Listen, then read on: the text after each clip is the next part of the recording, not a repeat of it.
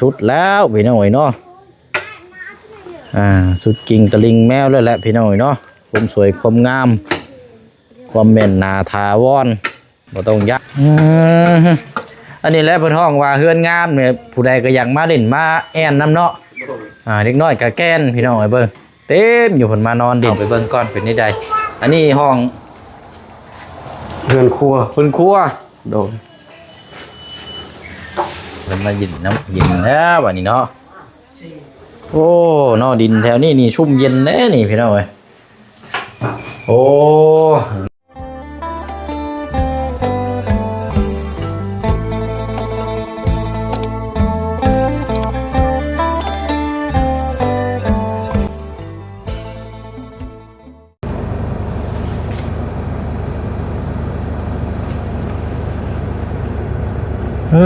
บาทนี่พี่น้องเอ้ยมารอบนี้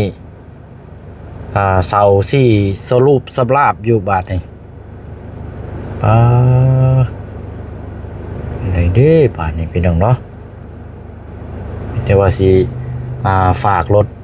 น้ำเบื่อเพิ่นจอดไว้นี่ก่อนแล้วนี่พี่น้องเอ้ยเนาะโอ้เอาทางออกทางเข้าอยู่ทางใดบาทนี่เนาะทางบ้านบ่าวตะโลน้องกระบาลหรือว่าทางอ้อมทางในเพิ่นบอกพี่น้องเอ้ยเนาะเขาเจ้าปลูกเฮือนได้นี่พี่น้อยเนาะเอาแล้วพี่น้อยบ่ได้มาแต่หึงแล้วพี่น้องเนาะเอากะอะไรเนาะพี่น้อยมาพบมาเจอกันอีกคือเก่าเนาะในช่องของทางพ่อน้องเปียวมาเยี่ยมยามตามข่าวมาเบิ่งเฮ็ดงามร้านซ่องก่อนบัดนี้พี่น้องเนาะสำหรับทางบ่าวตะโลเนาะถือว่าโอ้ครบเสร็จเลยในครอบครัวนี่พี่น้องเนาะตอนที่แรกนี่ก็ดุนแค่ว่าเฮือนเห็นของน้ำเนาะกันเชื่อมารอบนี้ย่านแมนเบิ้ลแล้วบ้านนี่พี่น้องเนาะเอาเดี๋ยวไปเบิ้งน้ำกันเนาะทั้งพอน้องเปียวก็ยังบ่ได้เห็นมาตั้งแต่พูดเลยพี่น้องตั้งแต่ทางน้องมันบาตโลเพิ่นคุดคุมห้องน้ำพุ่นพี่น้องเนาะนั่นก็ได้คู่หลายคนพี่น้อง FC ปาลุงว่าอยากให้มาเบิ่งตัวอย่างแน่ถ้าเห็นห้องน้ำห้องในว่าซั่นเนาะเอาอันนี้เฮาก็เบิ่งเป็นหูเป็นตาน้ำกันแล้วพี่น้องเนาะเวียกสีงามเพื่อนสีงามหน้างานสีสดสีใสมันก็ขึ้นอยู่กับสร้างผู้เฮ็ดผู้สร้างแล้วก็ผู้เบิ่งผู้แย่งต้องเบิ่งน้ำกันเลยพี่น้องเนาะนี่ก็เขาเจ้ามาขายกล้วยเด้ตุ๊บมารอบนี้เรียบร้อยเลยนี่เพื่อนเจ้าบ่ดูเนาะใหญ่ดีบ้านนี่พี่น้องฝากรถในเด้อแป๊บนึงเลยเด้อไปเพื่อนบ่าวตะโลก่อนอยู่เพื่อนอยู่บ่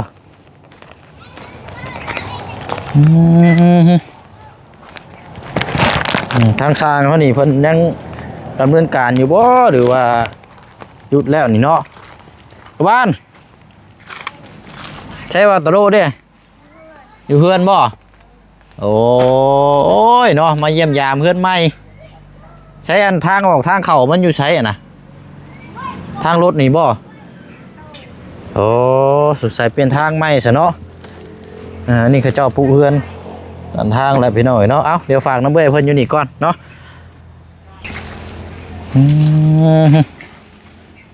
เอาเนาะเดี๋ยวไปเบิ่งน้ำกันเฮือนงามเนาะพี่น้องเนาะครับสบายดีและสวัสดีพ่อแม่พี่น้องปุสุขุสุคนเด้อเนาะพบเจอกันอีกคือเก่าคือเดิมพี่น้องเนาะมาอยู่ที่เขตของทางบ่าวตะโลอันนี้พี่น้องเนาะทางบ่อจันกับมือบ้านพี่น้องมื้อนี้ก็เดินทางคือกันพี่น้องแต่ว่าช่วงค่ำๆเพราะแล้วบ่ใช่สิเดินทางเนาะ แล้วจังอันนี้พี่น้องเนาะก็ได้เข้ามาอัปเดตเบิ่งน้ำกันเนาะเอาบ่เชียงไปพุ่นก่อนเด้อ น้องกับบานพี่น้องเนาะไปเนาะเดี๋ยวเบิ่งน้ำกันโตยังเนาะโอ้เฮือนนี่เฮือนสองชั้นไอ้ทุ่มเลยได้นี่พี่น้อยเบิกไม้นี่สิเป็นเสาต้อนี่โอ้ทางเข้าทางนี้อันนี้เนาะขึ้นมาหันโค้งนวตีมานี่เนาะใครอยู่ซะเนาะมีทางออกทางเข้าอยู่อันนี้จะเป็นเดินเฮือนเขาเจ้าพี่น้อยเนาะปุ๊บนี่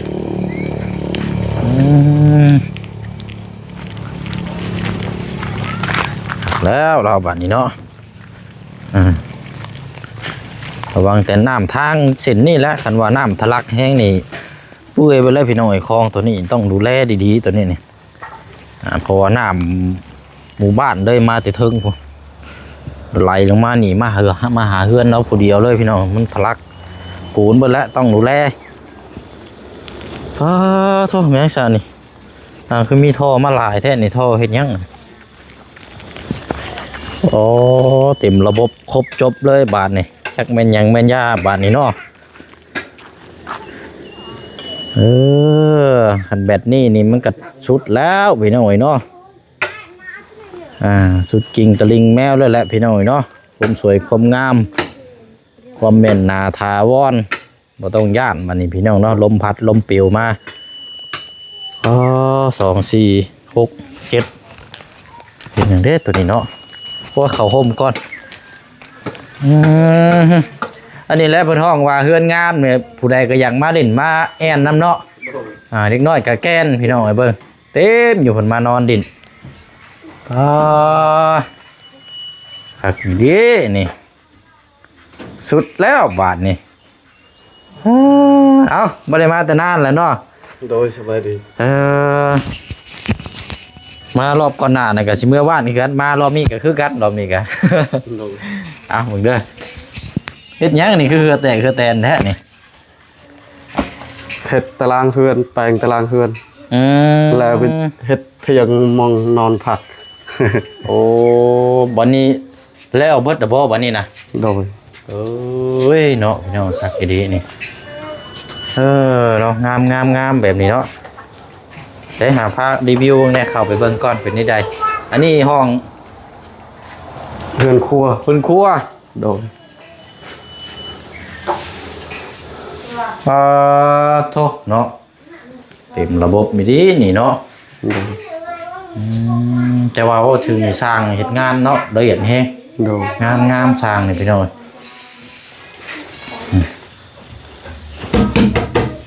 โอ้ห้องน้ำได้เสร็จแล้วแหละน้ำแล้วไปมาเบิ่งห้องน้ำก่อนเล็กน้อยกับแกนได้พี่น้องเป็นมายินน้ำเย็นแล้ววันนี้เนาะโอ้นอดินแถวนี้นี่ชุ่มเย็นแน่นี่พี่น้องเอ้ยโอ้น้ำหัวใหญ่กว้างเนาะยาวเกือบ3 เมตรของคมยาวน้ำในได้มาใส่แบบนี้เนาะโดยของเทิงนี่มองตั้งน้ำบ่โดยเนาะครับพี่น้องสร้างเป็นกันที่ว่าโบกเนาะโดยละเอียดกักอยู่พี่น้องงามอยู่ในการแบบนี้เนาะครบว่าได้บาดนี้เนาะห้องน้ำห้องครัวเนาะเรือนเจ้าเนาะนี่แหละบาดนี้พี่น้องเอ้ยบัดนี้ยันท่อได้ในสาเหตุยังนะท่อว่าคอยว่าสิขุดนำสากเฮ็ดน้ำสร้างเฮ็ดดงหม่องไรนะลงมองติดกับขุดน้ำอาบสิย้ายลงไปพุ่นบ่โดยเดี๋ยวเอาเดี๋ยวจังหน่อยย่างไปเบิ่งซะเนาะโดยขุดดงแล้วเอาตัวนี้โอ้คักเด้นี่เนาะโดยดีคือกันได้เอาจังบ่ต้องอันนี้เพราะว่าเขตนี้ก็น้ำประปาบ่ค่อยมีเนาะโดยเป็นน้ำบาดาลน้ำขวดน้ำห้องจะขุดไว้ก็รักษาปิดผาไว้มันสะอาดโอ้เย็นเนาะเย็นพี่น้องเอ้ยครับ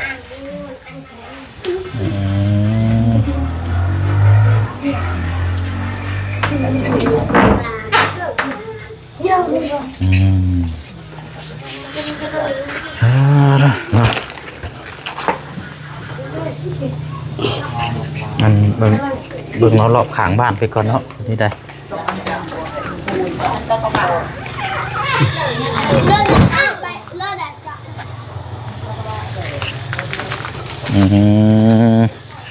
เอ้าตัวนั้น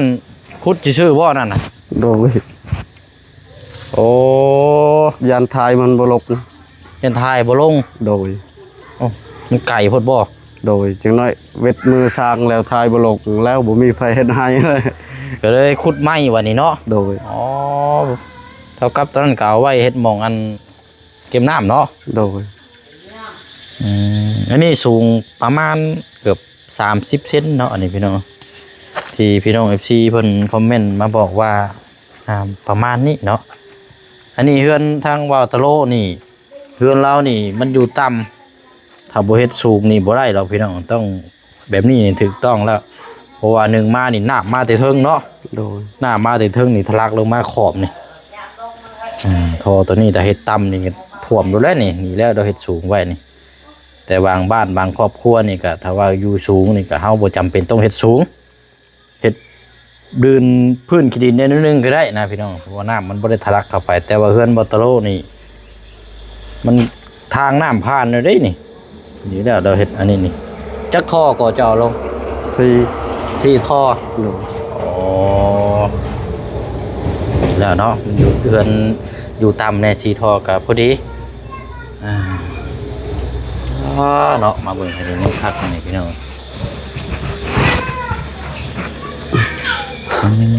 เข้าบ้านเย็นเนาะอันนี้ก็คลองน้ำเฮ็ดโอ้คือแบบนี้น้ำก็สิบ่นี่ยังก็สิบ่เจินใช่แน่เนาะ โดย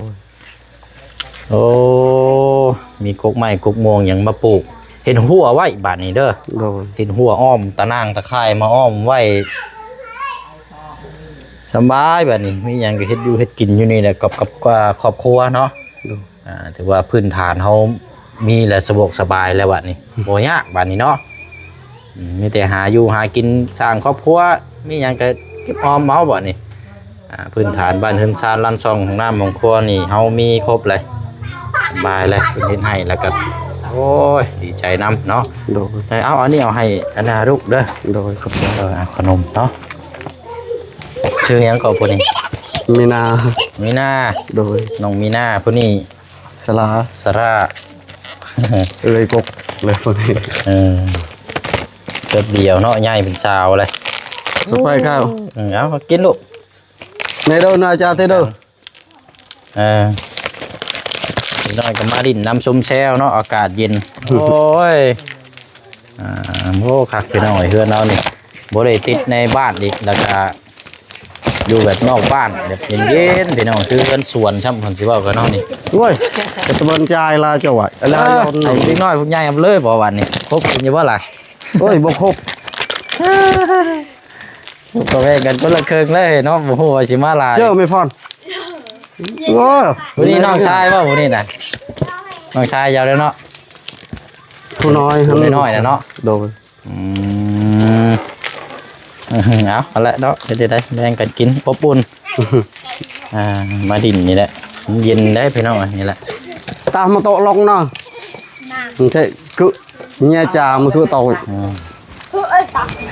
แล้วจะขึ้นพาไปเบิ่งเทิงเฮือนแน่ โดย Con cao gì cái bản gì thì nó. Trong đây đâu, trong đây đâu.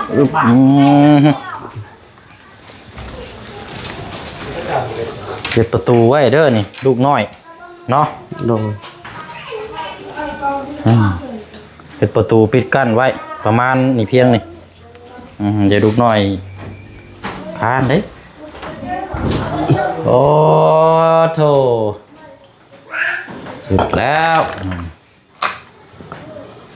สมทางปลาลุงพี่น้อง14ว่าโอ้ยงามกดแม่นนี่ล้อพี่น้องเนาะบ่ได้พี่บ่ได้มาเห็นตัวจริงเลยเพราะว่าหน้างานนี่งามคักๆพี่น้องยอดเลยแต่ว่าก็ขึ้นอยู่กับงบน้ำแล้วก็ขึ้นอยู่กับสร้างเนาะแต่ว่าสร้างงานนี่เพิ่นเฮ็ดดีเนาะ โดย ตัวเนาะ โดย หน่วยงานนี่เป็นว่าได้เพิ่นผ่านประสบการณ์มาได้เนาะคือจะว่าก็เห็นแล้วแต่เป็นช่างแต่ยังน้อยๆบ่ระวัง เราเริ่มเฮ็ดสร้างแต่คอยอายุ9 ปี โถเนาะแล้วนี่ก็60ปลาย แต่ เนาะ อยู่เฮือนเก่านี่เล่าเลยเฮ็ดให้เริ่มเราเฮียนแล้ว ช่างมีประสบการณ์พี่น้องมันก็ปกติเนาะ โดย ยังมักอยากถือความมั่นคงความหารายละเอียดเนาะว่าประสบการณ์ แล้วก็เฮ็ดเร็วอีกงามป้าโตเนาะเอาบัดนี้ทางบ่จันเพิ่นแจ้งมื้อใดบัดยกย้ายมาขึ้นมื้อใหม่มื้อดีมื้องาม เราว่าวันประหัส วันพฤหัสสิมาฮอดนี่บ่ โดย อีกก็บ่เฮิงเนาะมื้อนี้ก็วันอาทิตย์แต่อีก4-5มื้อ ยัง3 มื้อบ่ มื้อนี้ก็วันอาทิตย์อีก4มื้อที่4ก็แม่น จันทร์ขาด มื้อนี้วันอาทิตย์ มันเท็จ อาทิตย์จันทร์คานพุธพฤหัสนี่มื้อที่4ก็แม่นกะเกียมเนาะ จักวันยังเราว่าขึ้นยังบ่ฮู้คือกันเด้ เรายังบ่ทันได้บอกว่าซะ เราเอาแล้วลืมเลย อ้าว จักวันยังเลย เอาแล้วว่าหนึ่งพี่น้องเอ้ยลืมแล้วบ่ติ เราว่าวันจันทร์กับวันขาดลืมวันยัง อืม ค่อยก็ลืมไปเลยเฮ็ดเวียกหลายลืมเลย จักมันยังมันยาเนาะ โดย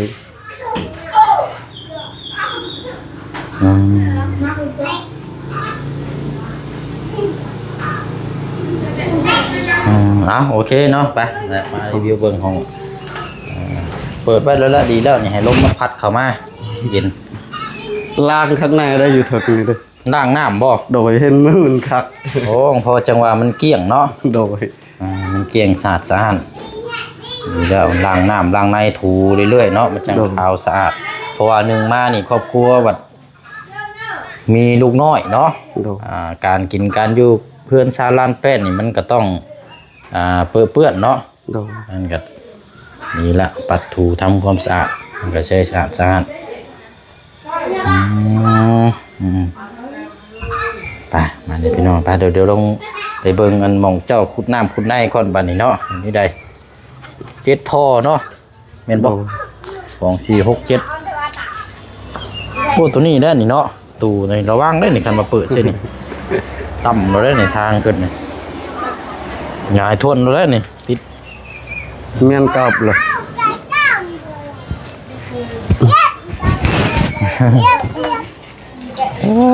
เนาะวันนี้ก็เป็นหน้าทางเนาะจอดรถจอดล่างเนาะ โดย ปรับเอาอีก สิปรับให้มันเพียงเลยตัวนี้ แม่นแล้วนี่เพราะว่ามันนั่นคือมันเจินมันอย่างมันจีทะลักเข้าเฮือนเจ้าเนาะ โดย ไปปรับเอา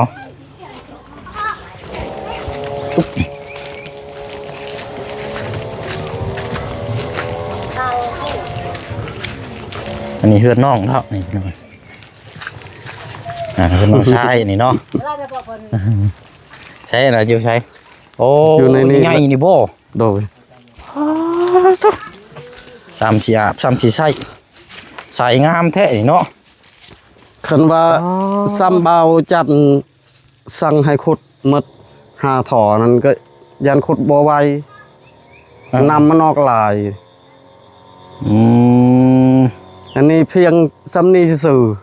ๆซ้ำอึกซื่อๆก็ยังบ่แห้ง น้ำมันหลายเนาะ โดยยันขุดบ่ไหวนั่นแหละ เอาขุดหม่องใหม่บ่หรือว่าสิขุดหม่องเก่านี่ตลอด ยันว่าหมู่ข่อยกับน้องสิรักษานำตัวนี้ก็พร้อมกันขุดอยู่นี่เพิ่ม หรือว่าสิขุดอยู่มุมนี่บ่ โดย คันว่าสิขุดอยู่นี่น่ะบ่ได้หรอก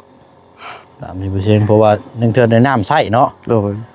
ขุดลงหมู่นี้เพราะว่าน้ำมันก็อยู่ใกล้กันอย่าขุดบ่อใหม่เลยแล้วเอาลงนี้ เฉพาะ อไว้ แถ ใช้ วนี้มีน้ำหมด อืม ขุดฮอดนี่ก็มีเลยน้ำยันบ่ทัน เว้ากับขุดลงหาท่อนี่ก็แม่นน้ำนี่ก็สะทั้งขุดทั้งสะนะเนาะ โดยยันบ่ทันนำนั่นแหละ อันนี้จักเลิกเตอบ่ซะตัวนี้น่ะ บ่ลึกสำนี้ เพียงหน้าเจ้านี่บ่ โดย แต่ว่าน้ำนี่เพียงจะมีตลอด โดย อันนี้ สิเฮ็ดแนวใดก็บ่หมดน้ บดปียังอยู่นี่ตลอด ำโดยแบบนี้ตลอดเลย กันสิว่าก็24 ชั่วโมงเนาะ โดย มีแต่รักษาหญ้านี่ รักษาทำความสะอาดเนาะ โดย เพิ่นอาบได้ปลูกผักปลูกมีอยู่นี่ชาลานแป้นนี่ อันนี้เขาเจ้าเอาไหลมาโปมเนาะ โดย โปมหลุดขึ้นไปเทิงพุ่นได้น้ำใส่อีกโอ้คักๆโอ้ยเนาะต้มลงนี่เย็นจ้อยเราได้นี่ เอาโอเคเนาะ โดย ดีละพี่น้องวางแผนเฮ็ดท่อลงกันแล้วขาดเฮาก็ปิดไว้ก็สิบ่อันตรายต่อเด็กน้อยแน่เนาะคนใกล้นี่มันอยากเลิกเขาว่านะ นำอยู่นี่ไปตั้งแต่คนเก่าพุ่นแต่ปูป้าแต่เราตั้งบาทแล้วเขาใส่น้ำ จนฮอดชั่วโมงนี้ก็ยังบ่ยุบอยู่เนาะน้ำก็ยังมีคือเก่าอยู่ เขายกเลิกตั้งบ้านอยู่พี่ก็อยู่นี่มีน้ำมันบ่ขาดน้ำมองได้บ่มีน้ำก็เฮ็ดบ้านบ่ได้อยู่เลยตอนนั้นบ่มีน้ำเด้ เนาะเอาดีแล้วเนาะ โดย คักไปหน่อยนั่นแหละมาอยู่นี่ก็พื้นฐานอยู่นี่ด้วยแล้วก็รักษาบุรบัตเอาบาดนี้เนาะโดยปรับปรุงคอยแปลงเอาอะไรมันเจินมันผุมันพังเติมเอาโอ้ยงามเฮินนี่คักแล้ว เริ่มเฮ็ดสวนผักเลยฮอดพุด แม่นแล้วเคลียร์โลดบาดนี้มองไรมันหกมันเหือแถวนี้ทางเลยว่าเริ่มมือเฮาอยู่นี่เลยแล้วบาดนี้นะ โดย ถือว่ามันเป็นมองเป็นรักเป็นแรงเฮาอยู่นี่เลยบัดนี้เนาะทางครอบครัวทางอันถือว่าตลอดชีวิตเด้อแล้วละอยู่นี่เด้อแล้วละสบายแล้วบัดนี้แต่หาอยู่หากินหากล้วยหาหน่อไม้มากินทางครอบครัวเนาะ โดย หลายแล้วพี่น้อยเด็กน้อยก็หลายเนาะมาดินมาซุ่มแซวแก่นหลายพี่น้องอากาศมันเย็นคักแล้ว ทางสะอาดไปก็มักเลยอยู่ มันเย็นแน่เนาะ โดย